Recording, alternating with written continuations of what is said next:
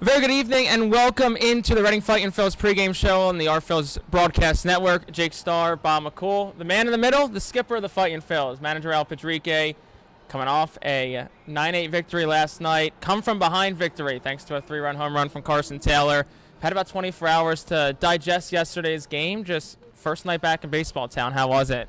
Well, definitely to start right from the beginning with the team introduction. Just the atmosphere overall was great. It was nice to see the stadium packed, over 8,000 people. I can tell the players talk about it before the game started. So they were excited. Obviously, winning the game, it was even better. I know we struggled a little bit early in the game, but we hung in there, and we got some key hits from Taylor.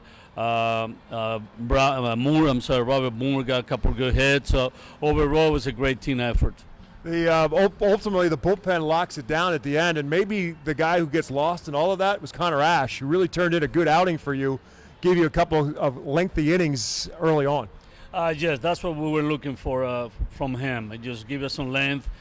We knew Scarrow, he struggled early with his command, and then Hash came in and did a great job by taking the ball to the back of the bullpen.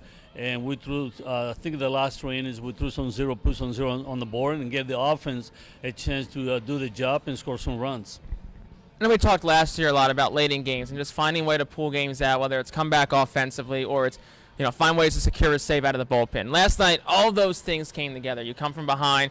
Francisco and Lazar both have really good outings out of the bullpen. If you as a manager, it's got to be a good feeling to see kind of everything come together so early in the season. You got to hope you can kind of just build on that moving forward. Well, definitely. I mean, the sooner you can get a team together, that everything clicks is better. Obviously, last year we struggled a little bit with pitching in the first half. It's all part of the game, but this year we feel, and we showed that in Move in the first game that we won, the bullpen did a great job, and then even that we lost the Sunday game, but it was close, and the bullpen gave us a chance and kept us in the game. So that's what we're asking for, the reliever, when they come in the game. Throw strikes, let the defense do their job behind them, and hopefully they keep us in the game. Offensively, I feel that we're going to score a lot of runs. We have some guys that can hit the ball out of the park, but overall, pitching is the key in order to win games. I'm just curious from the psychological side of things with Carlos De La Cruz.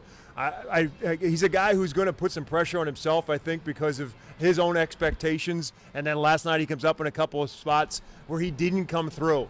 Is there a conversation with him afterwards, or does he just know at this point in time, tomorrow's another day and I'll get another chance? Yes, as a coach, that's what you got to do. You got to be smart and pick the time to when to motivate the kid, or when to just leave him alone and let him be on his own space so he can realize what he's doing right, what he's doing wrong.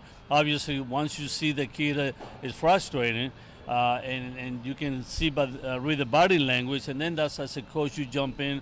Most of the time it's the hitting coach that will talk to the players, hey, relax, one pitch at a time, beat yourself, don't try to do too much, let the other guys pick you up, and that's what we need from De La Cruz, to understand that he doesn't have to be the hero every night, that we have his teammates can pick him up, and you can tell last night he was anxious, being back in Reading, sold-out crowd, opening night, so he was very excited, and you can tell last night. So, looking ahead to tonight's game, the guy on the mound, Lachlan Wells, is someone who has not pitched in affiliated baseball since 2019. He's coming off a really strong season in the Australian League. What excites you about him, and what can fans expect from Lachlan Wells tonight? Well, I'll tell you what, he's very aggressive. I mean, he will find ways to get people out. The one thing I love to see in spring training, that he pitched to contact. He's not afraid to let the guys put the ball in play. Trust your defense. Obviously, with his stuff, I think he can strike some hitters out. But the main strength for him is to keep the ball down, pitch to contact, use both sides of the plate, east and west, and he's going to be fine. The fans will love him because he's fun to watch. He's very exciting player to watch, and I'm sure he's going to help us and give us a solid outing tonight. You talk about some of the guys that guys like Carlos De La Cruz because he was here last year. Then there's Jose Rodriguez, who you just met in the last couple of days, and he's batting leadoff for you. But he had a nice night for you last night. He worked a couple of walks, then he shows the opposite side of what he can do with the power he showed in the home run as well. Yes, before and after we made that trade, we heard the kid that got some potential offensively. He can do some damage. He can hit the ball out of the park all over the place. He can hit for gap to gap, a lot of doubles. He can run. So to see him taking those walks last night, and then he came through with a big home run. Definitely, it's nice to see, especially when the kids coming new into the organization. He showed up Saturday afternoon. Sunday he was in the lineup, and he was hitting second. And then yesterday, last night, he was a leadoff hitter. So we're trying to do the best we can to give him as many at bat early, so he can adjust, he can feel comfortable around his teammates. And for us, for the coaches, definitely to see what this kid can do on a daily basis. Gabriel Rincones Jr. has showcased a lot of raw potential, I think, the first couple of games. We saw the 2 home runs this weekend in Bowie. He has had a couple of throws from the outfield where coaches, I think, were glad they didn't test his arm. So really strong arm, really good bat. For a kid like Rincones, what's kind of the next step in that process for him to kind of continue to tap into that raw potential and just try and put everything together? Yeah, for Rincones, he needs to understand that he needs to slow the game down. Sometimes he's his own enemy the right way. He wants to do so good that he puts pressure on himself. So he needs to take what they give him. If they're walking you, take the walks. If they're pitching you tough, you have to understand that's part of the game, so you need to be patient as a hitter.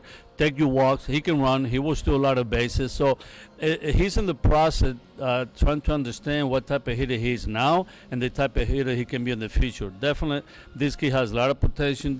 With his offense defensively for a big guy, he moves well. He gets good jumps on the ball, takes good routes. Obviously, thrown to the right base, hit the cutoff man. That's something that young players need to work a lot, and that's what he worked at it during spring training this year.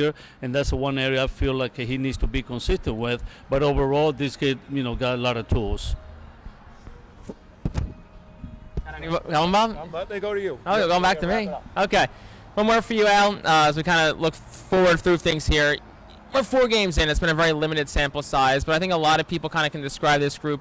They look very resilient, right? After what happens on Saturday, you come back out Sunday and don't win the game, but you compete. And then you come out last night, you fall down early, you fight back. You fall down again, you fight back. What's that say about the character of this group? Well, it says a lot. I mean, I said it earlier. We have a good mix, older guys with the younger guys, and the good thing about both sides of the ball is that they help each other out. They listen to each other. They're willing to work as a team, whether they're in the batting cage, we're out on the field doing early work, or they're in the clubhouse having some fun, listening to music. In the weight room, you can tell they really enjoyed each other. So that's the key for a baseball team to be successful on the field. They have a lot of respect for each other. And what we showed Sunday morning after losing the 19-1 game, my concern was how we're going to show up the next day. And that's how you find out what type of players or team you have when we show up Sunday. And we lost the game, but it was a well-played game. We made good plays defensively. We swung the ball well, and the pitch and the bullpen did a good job. But the one thing that I liked the most that day was the energy and the intensity that we came out with to play that game. And now Pedrique's Fightin' Phil's back on the field. 6:45 tonight against the Portland Sea Dogs. Isaac Coffey against, as we talked about, Lachlan Wells on the mound. Al, as always, really appreciate the time and joining us on the pregame show. Jake, Bob, thank you very much. Thank you for listening to the Fightin' Phil's pregame show. I'll talk to you after this on the Fightin' Phil's broadcast network.